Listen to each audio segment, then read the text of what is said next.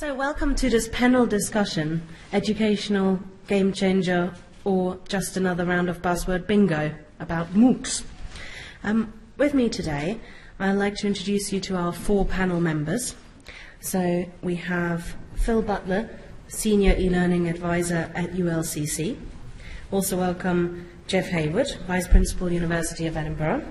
Then David Webster, Lecturer at the University of Gloucestershire, and also Miles Metcalfe, Founder, the relevant department. Now, this session is going to be very much about what you know, as well as what our panel members here know, and we're hoping that at least half the session will be discussion and questions from the floor. So we'll have a look at the Twitter feed, and after each of the panel members had a chance to speak to you about 5 minutes or so about their own views and their work, and we then invite questions. So we're going to kick off with introduction from Phil. Oh, thanks, Maren. Can everyone hear me okay? Oh, that's better. Good. Anyway, hello and welcome everyone. I've been asked to sit on this panel and talk against the motion, whatever that is. So if we look at educational game changer, I'm going for the buzzword, and I will tell you why in a minute. But for those that don't know me, I'm senior technologist, but e-learning specialist, but I'm not terribly interested in technology, and that's why I'm probably speaking against this motion. I'm much more interested in teaching and learning, and so I'd like to quickly ask, by raising hands, how many here would say they're teachers? Okay, so shall we assume then the others are technologists? Yes? Okay, good. So I'm not terribly interested in the technology. I'm interested in how we kind of use technology to engage and support learners. So that's my first point. Second point is I think the reason I've been invited on this panel is because I can talk very confidently and with great authority on subjects I know very little about. That's 30 years plus of teaching. But the other question I have for you is, how many of you have done a Mooc? You see, then there's certainly quite a few people in this room already have a lot more experience of this than I do. But bear with me. So if I go on and explain, I'm here to propose that Moocs are not educational game changers, but simply a way of shifting the same debates that we already have in education, but just using another buzzword. And that's my standpoint. I think before I go on and set out my reasons, I'd like to first thank everyone that participated in my Mooc. And for those that don't know this new buzzword, and you heard it here first, it's the massive online open survey that I conducted on the UK Champs list, and I got 60 replies, and I'm going to be taking comments and snippets from that to sort of underline some of the themes that have come up. And I think, first and foremost, there's a great deal of skepticism around Moocs from FE and ACL. We see it very much primarily as an HE marketing tool. If we look at kind of those universities that are using Moocs, the major players at the moment, all very much feature in the league tables that were just recently released in the Times Higher Education. And I would say that there is a means of getting people to connect with your institution. And I'm not saying that's a bad thing, but I'm saying that if that's to be done in that way, then it's a marketing tool. And what we can do with people that connect to your institution is then bring them in, get them hooked into doing your courses, paying for accreditation and so on and so on. So, I mean, I think that's a good thing. However, if you're not a strong marketable brand, then you've got problems. You're going to be having the same problems in the Mooc arena as you would have in the educational marketplace anyway. Right. The other thing I want to pick up and maybe hear comments on or discussion points is the word of open and how open are these courses. And I would suggest to you that if we look at some of the examples that are out there currently, the Stanford courses, if you sign up for one of their Moocs, you're not allowed to talk about the content with anyone else. So we could all be doing the same Mooc, but we wouldn't be able to talk to each other.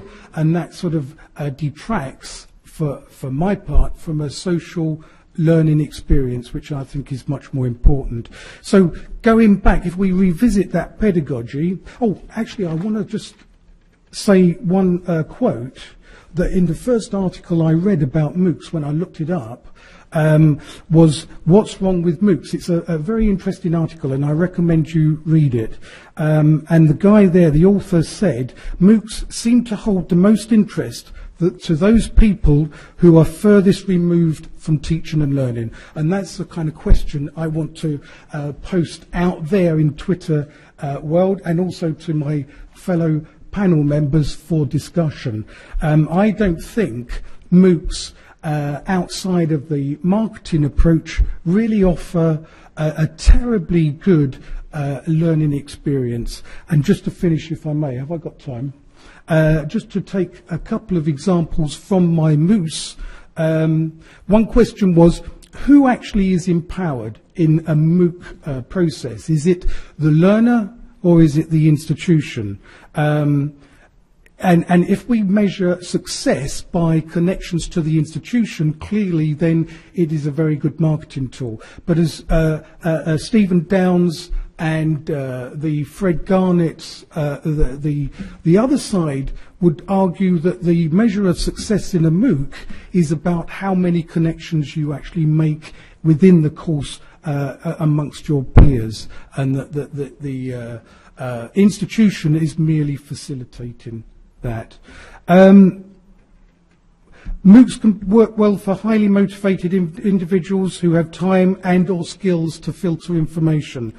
So again, the Downes approach would argue that simply filtering information is not true learning, certainly not an enjoyable learning experience, and without the social interaction, social media component, then your retention rate is going to be very, very poor. Most learning, lastly, I'll say for last thing then, someone commented, I don't know what you mean by it's sink or swim for students. Well, interestingly, the example I was thinking of is by Martin Hawksley, and he's actually sat in the front row, looked up in a bit of surprise. But he wrote a really nice article, and he talks about an anecdote, an incident where he's thrown into a swimming pool. Now, you may surface and you may be able to kind of clamber out the swimming pool, but have you really learnt to swim? And I think I'm going to kind of leave it on that note, hanging on that note. Thank you very much. Thank you, Phil. Do you want to go next? Yeah. Okay, I'll put my timer on. I'm an old man, not even middle-aged. I've been an academic a terribly long time, and now I'm what people perhaps politely would call a senior manager. So I can talk for hours on anything.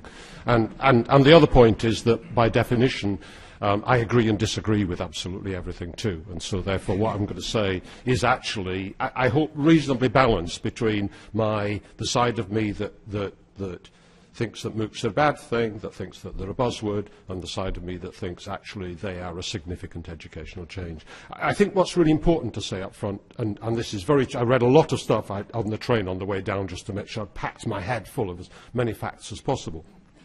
One of the things that's actually very interesting that you look around is that a lot of what is written about is actually written about US higher education. And I think so that there's a set of things we have to remember in the area. For a start, not all Moocs are the same. I mean, there are X-Moocs and C-Moocs, the content-rich ones versus the connectivist ones, but actually there are a range of other sort of hybrids and things. So not all Moocs are the same, not all universities are the same, and not all learners are the same. And so sweeping generalisations are inevitably wrong to some degree. I think also perhaps predicate is that whatever we say now, 5 years from now, will probably turn out to be wrong. And so actually capturing it for posterity is maybe not such a good move. Okay, I think there's a set of good things, there's a set of bad things, and I've got a set of what I'm going to call uncertain things about Moocs.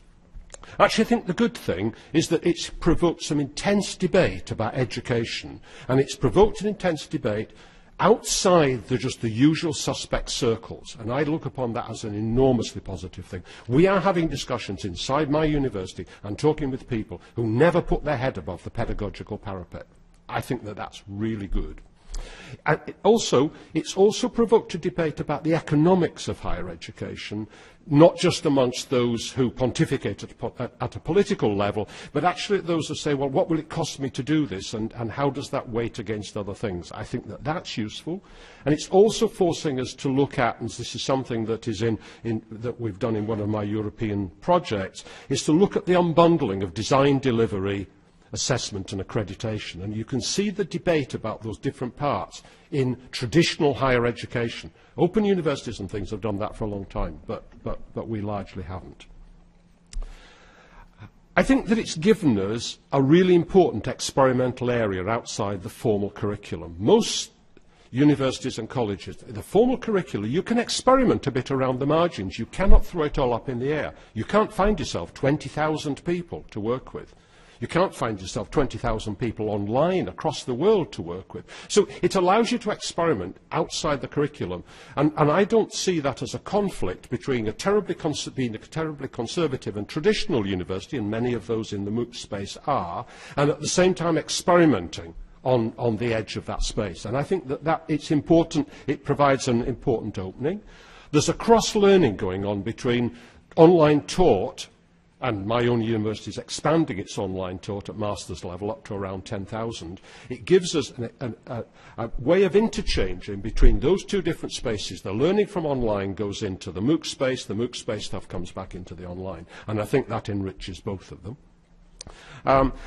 It has brought publicity, and I think that any university that said, no, it's got nothing to do with reputation and publicity, is dissembling somewhat. We are in that space because it has a reputational value to us, and that, from an institutional point of view, is actually something quite important.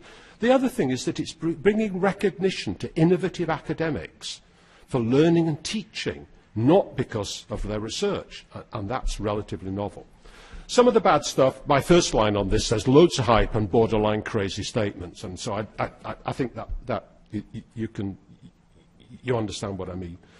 I think there is a risk that it deflects educational and institutional effort into something which is an interesting space, but actually is a minority thing. My virtual learning environment at Edinburgh has 5,000 courses in it that fire up every year. We've got 5 Moocs. So we need to make sure that our balance is right. I think that some of the downsides are that some of the Moocs, undoubtedly, are actually lousy pedagogy. They're just not well designed for learners, in any setting, face-to-face or online. Some of the delivery and support and thinking around that is actually poor, even in its own terms. In other words, we know it's light touch, but some of it, even in its own terms, is actually very poor. And so, as a consequence, there is a real risk, I think, that in a sense, it will get itself a bad name. At the moment, there's a lot talked on the basis of very little knowledge, and I think the fact that you get 100,000 or 150,000 learners to sign up to the early Moocs is irrelevant. The later ones are not going to see those sorts of numbers. Attrition, dropout, all of that thing's got to be worked out. So I think that the questions for us, and these are ones in the sense before you can pronounce whether it's really a good or a bad thing, whether it's really going to change the nature. Will the universities that are in there now stay the course? Because if they drop out, then that, in a sense, that will be an important negative signal. Is there a viable route to bring them into the mainstream of what you do alongside your normal work? And we can see signs of some universities being prepared to offer Mooc credits to their own students, and in some cases to offer to students of other universities? Can we get outside the technical subjects successfully? And there aren't really any Moocs in that space that have actually demonstrated that you can get away from the automated stuff. Can we get beyond the elementary levels into more sophisticated skills? And I think this is really important. Will the certificates and the credits, will they actually turn out to be valuable and usable? Or will we actually wind up with a group of learners who've taken them and committed time and effort and been misled? And I think that actually that one is one of my biggest concerns about the uncertainty, is that it tarnishes the idea that credit can move and that learning is valued, and what you've got a demonstration of competence in is actually not accepted in your institutions. So. Okay, thank you. My background is mostly in academic philosophy, so I'm mostly against things in general, whatever they might be. So when I heard about Moocs, I thought that's probably bad. But I've also got the challenge of putting a lot of our content online, and we're designing a new online course. So I thought, should we, it sounds like talking about buzzwords, go Mooc, as it were. We'll take the Mooc option. I've got a whole page to it. Or not, and go down a more traditional VLE line. The first thing that I thought about, well, what would the benefits be to my colleagues and me of using a kind of Mooc environment? And one of our great problems in the humanities is selling any e-learning to colleagues, getting any kind of buy-in from people for that. So I thought maybe in using a Mooc, we might increase the amount of buy-in we get from colleagues. And I thought, well, what arguments can I use to try and sell the Mooc to people? I thought I might start with principle and say the idea of learning for all those who need it might have quite a bit of traction with that audience. There might be quite a bit of mileage in the idea that what they do might be available, possibly free, to a huge audience. And that in itself might inspire and encourage buy-in from these sceptical colleagues. This course immediately made me think of the other thing, along with principles that most academics have, which is vanity. So I thought the idea of all those people listening to me, or whoever it might be, Professor X, might well motivate them to step on board with e-learning in a way they've really not been keen to before. So the idea of the massive might well be a big part of the appeal.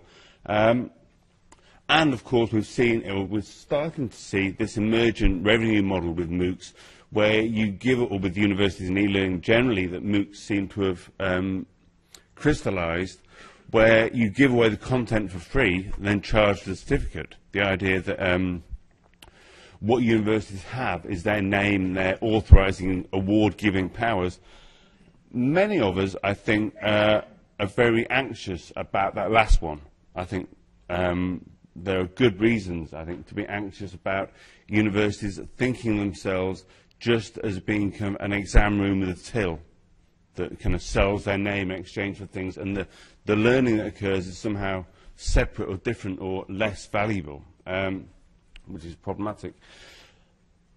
That was the arguments in favour, that were edging into the arguments that immediately started to come to my mind why we shouldn't do it. And as was mentioned, I think, previously, in the humanities, it's really hard to see how parts of the student experience could be, to use another buzzword, upscaled in that way. How would we assure the quality of experience for the student on that massive course? And I don't mean the bureaucratic hell of QA that many of us have to go through, but the actual, real experience of the student. In a fundamentally discursive discipline, what happens in small, self-formed groups that take a life of their own? How do you make them? I mean, part of you thinks, fantastic, autonomy of learners, self-formed groups, they're doing things. But how do you deal with bullying within those groups? How do you deal with strong characters who dominate the groups? How do you deal with people who drive forward an ideological position within a group?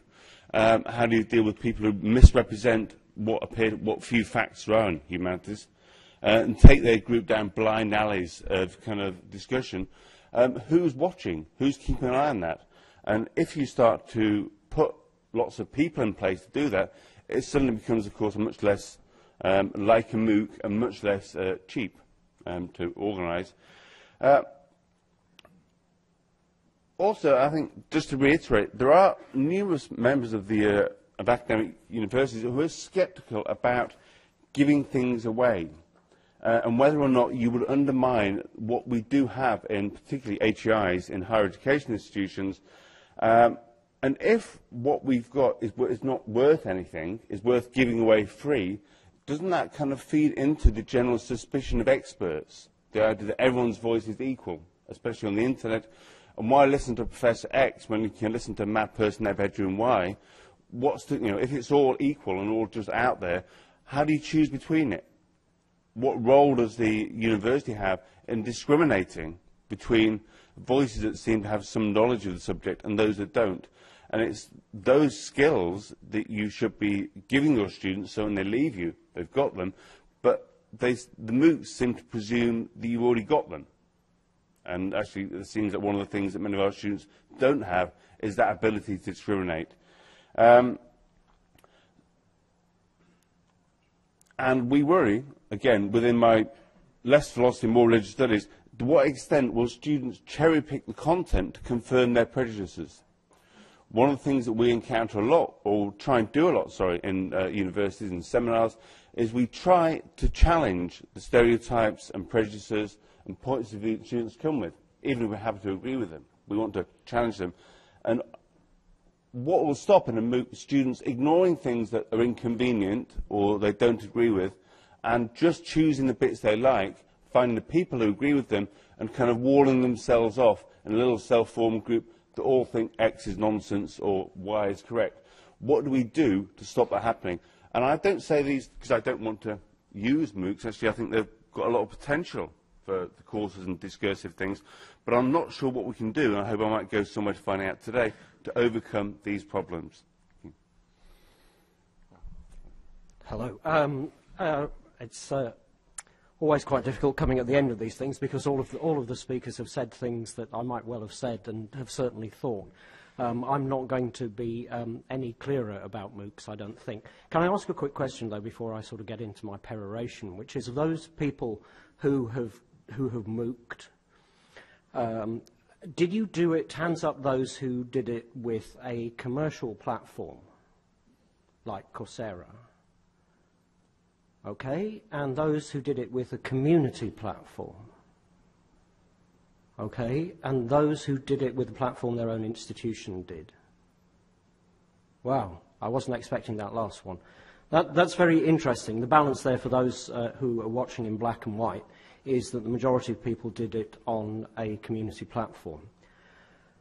Okay, my difficulty with kind of conceptualizing MOOCs as in the narrative of e-learning is I think that we have to regard them as something different from e-learning as delivered through VLEs. And that means perhaps some of the things that other people have talked about and legitimate concerns with respect to learning and teaching and e-learning possibly don't exist. I'd like to start, though, splitting MOOCs into two things, the OO and the The OO is the open and online, and the online world likes to think that if it's online, it's automatically open. That's a very fashionable view, isn't it? So we can kind of conflate those O's into the one OO and be kind of quite happy about it. Okay. It makes a lot of sense, doesn't it? I mean, education is in the business of pricing itself out for everybody but the elite. Sorry, I'm going to make some political points, some cheap political points, you might say. What do you do in an environment where education is actually diminishing its fee-paying market? Well, one of the ways is you look at other ways of selling your product and making money from it. And putting it online and charging for certification does look like a way of doing it, because the really expensive bit of education is the physical stuff. You know, maybe that makes a lot of sense. I mean, the cost versus benefit of education for a lot of subjects is diminishing. Businesses aren't employing anybody anymore. They sit on big cash piles and they don't create jobs. You can do a degree. You can go into an enormous amount of debt. You can live in London for 3 years, have a good time, and have even more debt from that. And then you can work for the rest of your life and never pay the debt back. So, you know, isn't it great that you could actually access all of that lovely, wonderful content that institutions can create, and you can learn something. I mean, it may be a little bit peculiar. Your opinions may be a little bit off the sort of major educational narrative in the subject area, but you've learned some stuff, and it may make you employable. I mean, we kind of tell the students it does in any case. And then we have the problem of UKBA. I was surprised. I don't come from the UK at the moment. I come from the Far East, and I was surprised to read that UKBA are kind of closing the borders to students who want to come and study at universities that are being delisted as the right kind of place to employ students. There's a massive demand for British education all over the world, and we can't possibly admit everybody in who wants to study it. This would seem like a way of extending our reach and keeping the forces of law and order and no students working illegally on their student visas, keep all of those people happy. So, okay, all of that sounds good, doesn't it? That has to be open and online for all of that to work. I have some concerns then about the business model that you apply to it. So you have the selling certification at the end of it. And I mean, like everyone on the panel has kind of have hinted that there are some concerns about universities just being that stamp. I think that undermines a kind of key selling point of university education, and it's quite risky. The other business model is the Twitter business model or the Facebook business model, selling advertising around people's attention. Now, I mean, that's a great model if you're a commercial Mooc provider, because when people go out and learn, they really are telling you an awful lot about themselves and their dreams and their aspirations and their abilities and their interests. And that's like crack to advertisers, isn't it? There will be an absolute feeding frenzy with that list of names. And do institutions want to get involved in that? I mean, the institutions who are getting involved with Coursera notoriously doesn't have a business model at all. They're just throwing their project at the wall and seeing what sticks. We know that when companies that are venture funded do that, then they are gaining eyeballs in order to sell those eyeballs somewhere down the line. So the institutional managers who are involved with Coursera, are they serving up learners, their own learners within the institution and other potential learners? Are they serving those people up as advertising fodder? And how ethical is that? How ethical is that for academia to do? The other thing that I find quite interesting about Moocs, and again, other people have alluded to it, is it says two things about e-learning, neither of which I think are particularly clever things to be saying about e-learning. One is it's very much the library learning model, the library model of e-learning, that there's a load of stuff, it's kind of in some way curated, and you go there and you borrow this stuff to interact with it in some way, and then you learn something. And it misses, I think, the whole social dimension of learning. Now, I mean, I understand, Facebook gives you social dimension through all sorts of machine-assisted technologies. So you can kind of mechanically like away and poke away and so on and so forth. So presumably a Mooc can do the same kind of thing. But I mean, is that really, I mean, is that kind of very reduced to its kind of Darwinian core bit of socialization? Is that really what learning is about? The other problem, I think, is this celebrity model of learning. And, I think in a way that's great, because that certainly appeals to the Silicon Valley funders, that you're going to have these great genius lecturers and their content's going to be uploaded online. Everyone is going to go and look at the celebrity doing their turn.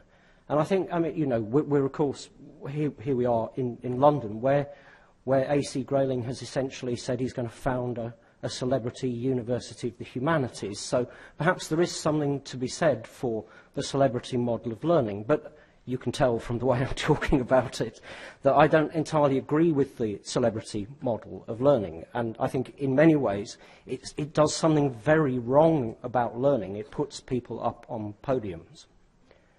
And I think it's doing something counter to what learning is about. Though, I mean, of course, it's up to the user of the Mooc. I mean, maybe they're attracted by the celebrity, but maybe they learn something valuable. The massive, then, is the other side of the problem. If we take care of the open and online, the massive bit, if you're really serious about massive, then I don't think we can build our own platforms. Possibly the community could, possibly Janet could, possibly the ULCC guys and girls could do something. But massive at the moment, I mean, if you're talking about reaching 1.3 billion people in China, that means either using Baidu or Google if they weren't blocked. So there's a very small number of people with the competency to do massive scale. And what kind of deals are you cutting with those people? I mean, they do all tend to be advertising funded. The other problem with massive, and again, other panellists have spoken about this and have much more experience from the teaching and learning perspective, but the other problem is, how do you scale the rest? The reason libraries work is because you come to borrow books, but if you actually wanted to have conversations with people, they think you were a weirdo. So how do you scale assessment? How do you scale human interaction without reducing it to the sort of John Smith likes this course? These are all questions I don't have answers to. Thank you very much, Miles. So this is the kick-off from our panel members, and there's a few points that I would like to add as well. We've had a bit of discussion beforehand, and there are several areas, I think, that has also been picked up on Twitter. So one of the issues we've been discussing is what the implications are in terms of the data collection of open courses and what the data that's produced, how that is used, by whom it's used and who owns it. So if you have any questions or comments about that, we'd like to hear from you. We've also been thinking about the skills involved in being able to participate in a Mooc, and the literacy or digital literacy skills that you need, and also alternative models to learning online and learning self-directedly, maybe using badges, or I know there's some people in the room who definitely know a lot about badges, so if you have any comments, please post the questions as well. So we'd like to hear from you and what your thoughts are. What we thought we would do is have questions from the room and discussion with the panel members. If you'd like to pose a question to a particular panel member, here just their names again. So there's Phil, Jeff, David and Miles. I was considering getting T-shirts MOOC, but we didn't get that organised. So do please post your questions. We'll be monitoring Twitter as well for any questions. So if first questions are around, we're ready. If you could raise your hand so the mic can come into your direction. Yeah, there's one over there. Thank you.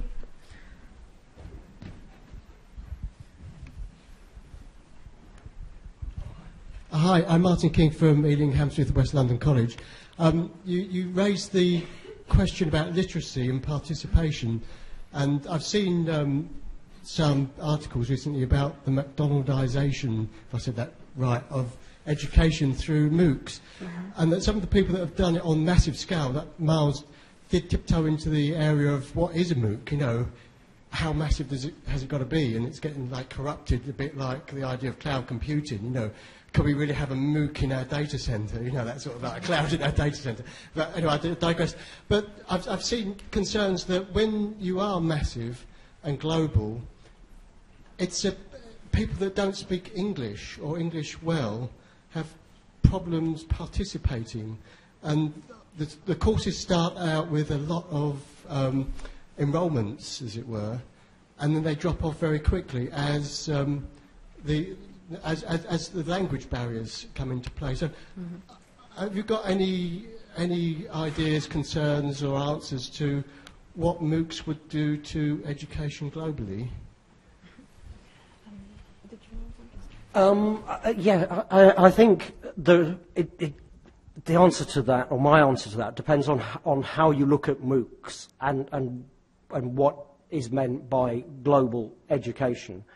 Education that we have in the West, in the developed world, is quite luxurious because we can afford, or a diminishing number of students can afford to have it. Education elsewhere may just be about access to good quality information, and that some of the experience under those circumstances can go hang. And also, what is a Mooc? I mean, the way that the commercial Moocs project themselves is very much as libraries of celebrity lectures. They have little else at this stage interesting to offer. I mean, time will tell whether more can be done. So under those circumstances, if you are enrolled in a Mooc, if that's even a meaningful term, you sign up, I mean, you pay attention to it, then you watch the stuff, it has some value to you, you know, that's probably it. And I think for the people funding those sorts of services, that is enough, because that's got the attention, that's where the eyeballs are. Whether more meaningful education can be done on that kind of massive scale, and particularly across international boundaries, I think is open to an enormous amount of debate. And right now, I don't think it's likely or possible. And so this isn't, what it isn't is a panacea for universities, but it's a good way, I guess, of, you know, sticking your flag there as a branding exercise. Yeah, I think. Is that live here? Can I comment on your question? I mean, actually, you see just the same on a university campus. If I step outside my university library, if I stand next to a certain group of people, I could be in Rome. Another group of people, I could be in Moscow. Another group of people, I could be in Shanghai. And these are all people at an English-speaking and teaching university. If you go to universities that I know well, like, for instance, Barcelona and Granada, you step outside, there are people speaking English and Dutch. And so the educational medium that they've gone to study in, they need enough competence in to work in. It doesn't necessarily mean to say that they actually work and interact socially in that same language. And so as a consequence, in a massive global setting online, you will get groups, and indeed there's evidence, lots of evidence, of groups being set up where actually they are Spanish-speaking or whatever, and that's the group. And that's just the same as on a traditional campus. We will also see Moocs appearing, because I talk to colleagues around the world, in different languages. And so therefore people in Scotland will be able to take a Mooc in Mandarin and be able to talk to their colleagues who speak English in English and work in an English group. It's no different to what we normally do. One more comment, and then we'll have another question. If you have a question, if you could raise your hand so the mic can go to you. Just a thought that came to me after listening to that question. Partly, if I stand outside my library, I can tell there are groups from Birmingham and Bristol and maybe Malvern. Anyway, different kind of experience. But I thought there was something about the way that Moocs have been talked about that makes me think that the responsibility for learning things, went to university, learnt some stuff, as that was said, is very much put on the student. Like, there'll be a celebrity lecturer who does his thing, and whether you understand it or not is up to you. And I thought we were moving, following the model of primary education, towards ever more saying, if a student doesn't understand, it's the teacher's fault. It's the good responsibility to explain, to differentiate your provision for the audience. But if you've got no idea who your audience are, and they're huge, doesn't that present ethical problems to do with your education, that you're expecting them to kind of all look at your level, rather than you're looking where they are, and there's too many of them to know where they are? It's kind of a concern that kind of arose. Thank you. We had the next question over there with the gentleman with the blue shirt. Is that? No? Hello. There we go. It's got a switch on. Yeah. Founded by technology. I'm Mike Deering. I'm from City and Guilds, so we're more of the vocational end of things. I'm very confused about Moocs, because the reason that we all go to specific universities or do, in fact, specific qualifications is so that we can actually prove by verification that we can actually do the bloody subject. Now, with Moocs, it's akin to going to these online universities, you know, the University of Atlantis or something, where you pay threatened halfpenny per month. You have a non-verifiable source, you have a non-verifiable qualification, you end up with something which actually doesn't actually mean anything at the end of the day. So I'm interested about the globalisation issue. I know we can easily do that, but the difference is if you do it at a specific university in a closed environment, you end up with a qualification that's actually meant something because it's verifiable, it's been done there. Moocs, as far as I'm concerned, is just a load of baloney, but I'd like your opinion on that. Thank you. Buzzword bingo it is, I think. Phil and maybe Jeff, did you want to start responding to this? Yes, I agree. But no, I wanted to go back to Martin's point, because I think, you see, if we're looking at future of technology in education, the technology is enabling. And so Moocs only exist because of the technology that we're able to use. I listened to the news last night, and Facebook now has 1 billion users. I'm on Facebook. I don't connect with 1 billion people. I'm not sure I connect with all the friends that I'm actually friends with on Facebook. But what Martin, I thought what Martin was addressing is not about the technology. Of course we can make things global, like Mike says, but actually it's about how do we engage learning and how do we support learning. And many of the things that my fellow panellists were addressing were pedagogical issues. I mean, all the questions about what happens if. I mean, these are questions that teachers deal with day in, day out, and it makes no difference whether it's in a university campus or online within a Mooc. I'm sorry. Thank you. I think we should consider, if we're looking at the pedagogy, and we have the question over there in regards to feedback, sort of what's the value of a Mooc? And Jeff, with University of Edinburgh and Coursera, can you give us a sense of what your take is on that? Why would you sign up for one of the Moocs? What do you get out of it? I mean, I think that the question about credit and about rigour is an important one, and it is interesting that you can sort of blackwash Moocs and you can whitewash higher education. Why in that case are we running in higher education anti-plagiarism software? Why is it that Harvard recently had almost the whole of its class under investigation for cheating in exam settings? So these problems are universal about how you understand whether this person actually did do this work. And indeed, in most of our universities, work is handed in, and you have to find a mechanism of understanding, and that often includes that terminal exam sitting on your own at a table, or the viva voce, or whatever, is a way of adding a particular rigour element in. It's interesting if you look at edX, which is now developing a relationship with Pearson, with its few thousand test centres around the world. You can see that model, and in fact, actually, if you want to demonstrate your competence in English to come to the University of Edinburgh and prove you're 6.5 or 7, you go into the test centre and you sit the test. There are ways of resolving a lot of these issues if you decide you want to. I think that the reason, I mean, if you get, let's forget the hundreds of thousands, because I think that 90% of them are window shoppers and those numbers will go away. So let's pick a sensible number. So maybe we're Goocs or something, or Boocs, or for big. It may be not massive anymore. But if you get 10,000 people who come along and say, actually, I'm quite interested in doing this, there'll be a whole pile of reasons why they want to do it. Some of them will want to do it because they're actually just interested in it, and they do it, and they do, CPD courses, lifelong learning courses, all sorts of stuff. Some people will want to learn it because they're actually studying it already somewhere else, and this is another way of putting it alongside it. Some people will study it because they might want to use it for recognition of prior learning to somewhere, who will, where they will assess that they've actually done that. And there's a whole pile of reasons why people will do it. It's not uniform. It's open. It's not narrowed and selected in the way that we do it traditionally in HE and FE here, where you make sure that the people who want to come to you, in a sense why they want to come and that they're competent to do it. Could I make another comment? Because this actually came from one of my colleagues, and I recognise this absolutely right, who's French. And he said, the way you talk about this stuff is so Anglocentric. Our view of higher education, and you might argue they have serious delivery problems on the back of it, but the view is everybody should get the chance.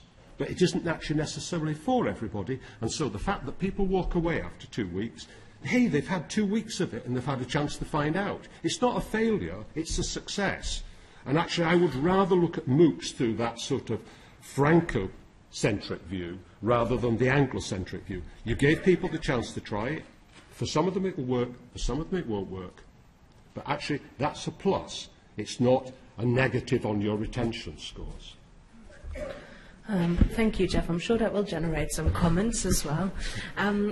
Before we take the next question, we would like to invite questions from the online audience as well. It seems unfitting to have a panel about open online courses and not get any questions from online participants. So please do feel free to post them wherever you are based. There was a comment on Twitter saying we hadn't mentioned fun, so I want to address that. And it occurred to me that maybe instead of holding a panel discussion, we should have had a Mooc acronym challenge, because I can see lots of reinvention going on. And one of the ones that's come up is a massively open cultural context. And I think this is what we're talking about here as well. Who is a Mooc for, and who is your audience when you're really talking about scale, as Miles was saying? When you're talking about 1 billion people, even 1 million people, who is your audience? And I think we're ready for the next question. There's someone with the black jumper, Alan, I think. If we could get the microphone to you. Yes, good morning. I'd like to throw something out, if I may, and I'd like to look at it from a consumer perspective. And I want to offer you an anecdote first and then basically an observation. The anecdote is that in a previous life I had something to do with e-commerce. If you look at the analogy with e-commerce, there are arguments about this will destroy the high street, this will actually make retail change. In fact, it could not be more opposite.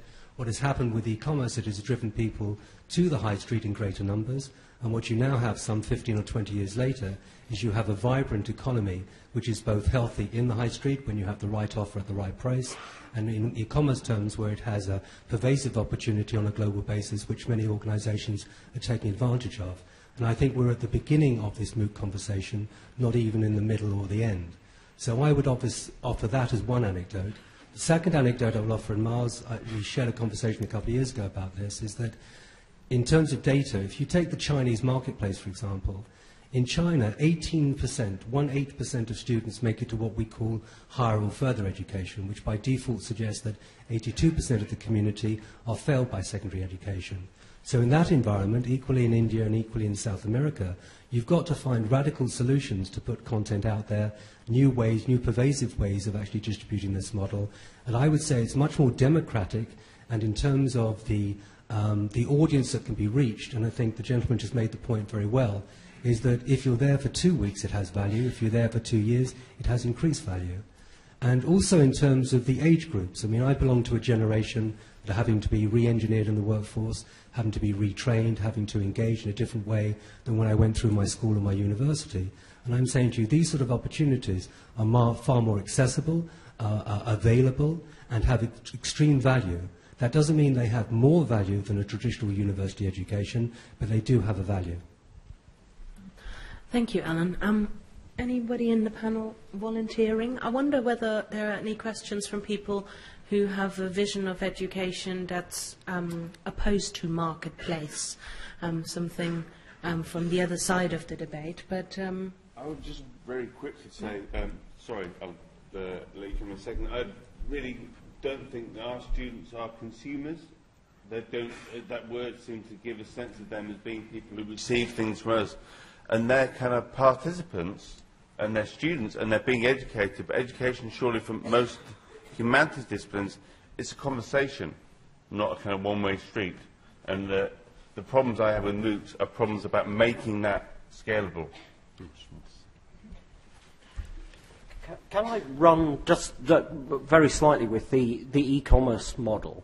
And although e-commerce has come to embrace more and more kinds of commerce, that there are some things, particularly in the early days of e-commerce, that were well suited to e-commerce, and other things that people felt were not. And perhaps, systems got better, and people's experience of e-commerce got better, and people's willingness to take risks with e-commerce as consumers increased, and so e-commerce extended to many more things. But there are things, I think, still that people buy in person rather than buy online, and that may be different from person to person. And then that makes me wonder about exactly what kind of degrees the University of Atlantis is awarding, and what kind of problems it's solving. That there are some things, it seems to me, that lend themselves to Moocs, and I think the people funding Moocs are perhaps, they have a blind spot there, because one of the things I think that lends themselves to Moocs is the kind of technical education that they're interested in seeing to train people to build more internet stuff. I mean, in the sense that it's quite information dense, and if you've got the enthusiasm to want to be an app maker, then you can learn lots and lots of stuff about apps online, and you possibly don't need a lot more than the enthusiasm in your local geeky network. But then there are things like humanities, and right now they don't seem to lend themselves to Moocs. But then I come back to maybe buying fruit and veg online a few years ago, or buying clothes online a few years ago didn't suit itself to e-commerce. The books was the obvious thing that you would buy. Thank you. Are there any other comments from the panel before we move on to the next question? Yes, just to say, my high street is something I use to go to market up the road, because it's full of pound shops with goods from China and charity shops. That's what the e-commerce has had an impact on my high street, but maybe I live in a special high street. Okay. I think there was a question over there. Thank you.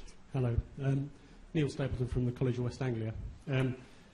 Just wanted to go back to the point that was made by the gentleman from City and Guilds about accreditation. And I wonder if I know very little about Moocs.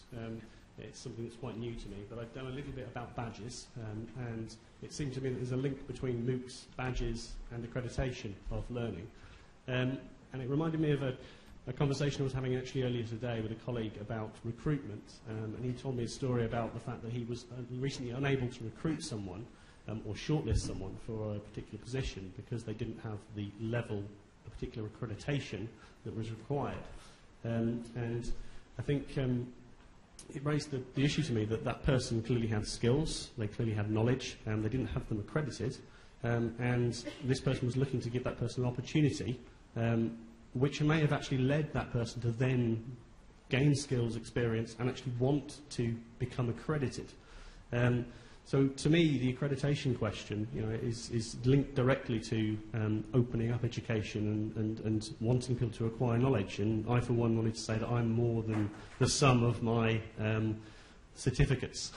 My skills and knowledge go far beyond that, I hope.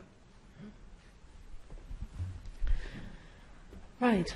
So we've got a lot of questions to answer there, with the type of approaches one might take in accrediting or in some other way making employer-friendly, the skills and knowledge that you collect in informal ways. And as you say, I think, well, in my experience, certainly employers aren't particularly flexible in what kind of skills they can recognise instead of a sort of proper academic qualification or something that's already on the job description.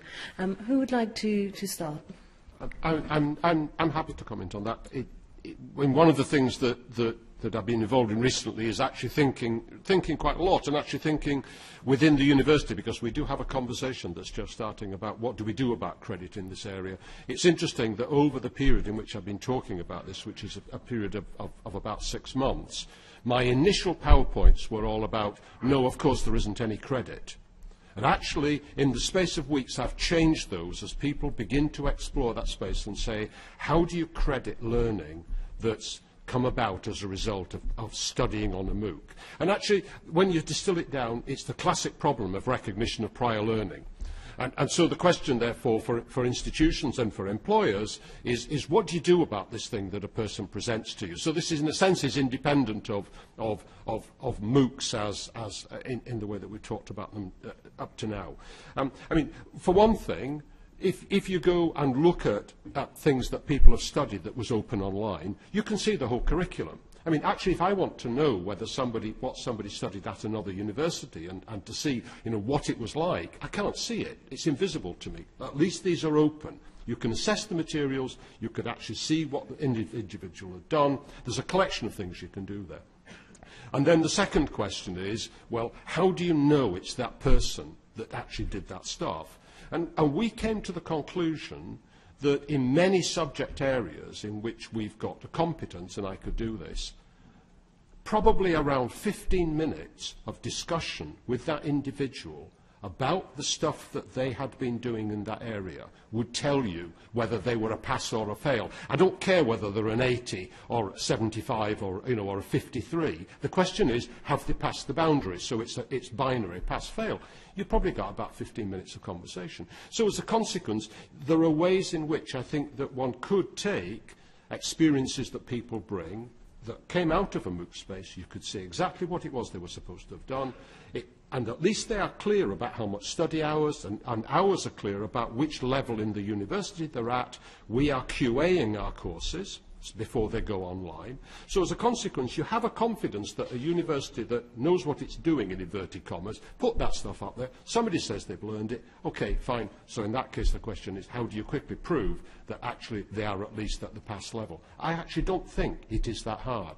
It may be hell of a hard if there's 10,000 of them come to you, but it isn't actually hard on the one-to-one.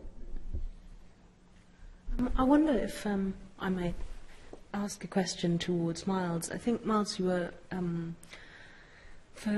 earlier talking about the sort of political dimension of Moocs, and to me it seems that asking the question, sort of what's the value if a billion people have a badge that employers don't recognise, what's really the sort of political potential of Moocs to change the world? I think one of the questions that this panel was hoping to address was the sort of larger question, as it's on a massive scale, it's open, and many people are involved. Does it really have the power? Does a Mooc-style education model have the power to really make changes and make us rethink and maybe recognise different types of achievement more than we do currently?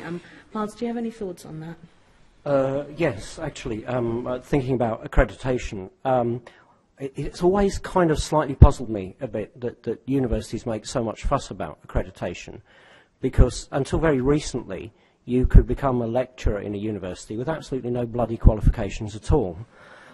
You were a subject matter expert, but you didn't know shit about teaching. They just put you in a classroom, and you got on with it. And maybe some people succeeded and some people failed. And I think Moocs obviously can make a difference where what you are learning is amenable to proof on the job. And whether that's teaching or whether it's I don't know, computer programming, possibly not brain surgery.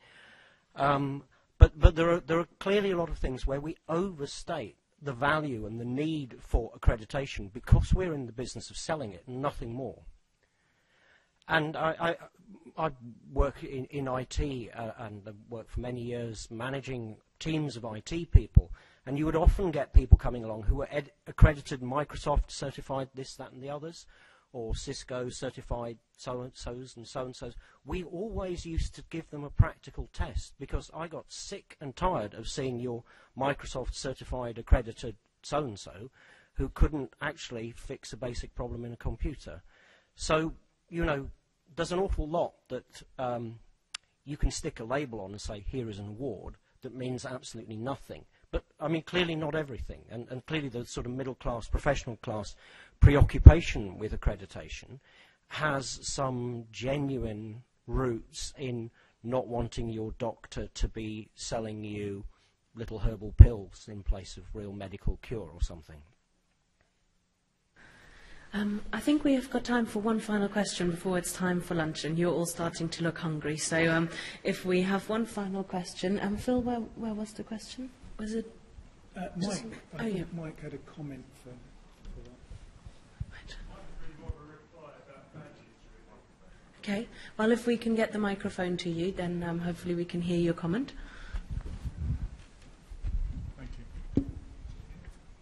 The gentleman from West Anglia, I subscribe to what Mr. Metcalfe has just said. I don't believe in badges. I think they're fairly pointless. However, as he suggested, I'd rather like my medical practitioner to know what he's doing. I would rather like my welder to be able to weld a joint rather than have learnt it in a virtualised 3D immersive environment. And I'd rather like anybody that has any degree of things that we need to get done hasn't learnt it from a glorified Wikipedia. And I think the trouble with Moocs is that we can introduce loads and loads of content to people. There's no guarantee that it's going to actually mean absolutely bugger all. And that's the difference. I'm not sure this is the most encouraging note to go for lunch on. But I think one thing that's become clear for all of us is that there is a lot of questions to be asked. I think we won't have time to answer one more question, I'm sorry, but all the panel members will be around over lunch. And I think, well, one thing that I certainly know is that there is a lot more to find out about Moocs. I think it's been a great experience for all of us. Thank you for questions on Twitter as well, and enjoy your lunch.